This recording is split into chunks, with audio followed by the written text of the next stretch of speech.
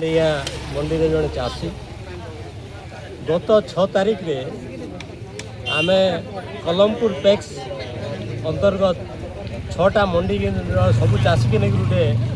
आंदोलन कराई कलमपुर तहसील ऑफिस सामने से दिन जिला प्रशासन आसिक आमके प्रतिश्रुति देते आम कम समय भितर दिन 2 दिन भितर संपूर्ण टार्गेट देमु आउ बलांगीर मिलर्स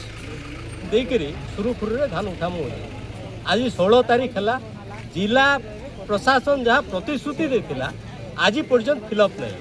से आम समस्ते चाषी बाध्य होकरी आम आउ थे कलेक्टर सब कलेक्टर सीएसओ समस्त के आम 3 दिन तले गोटे दाबी पत्र देनु और आज बाध्य होकरी आम आंदोलन के उलानु आईटा जदि आज पूरण नहीं है काली रोड रास्ता के आम उलामु भयावह आंदोलन है यहाँ खाली मंडी आंदोलन नहीं हुए सारा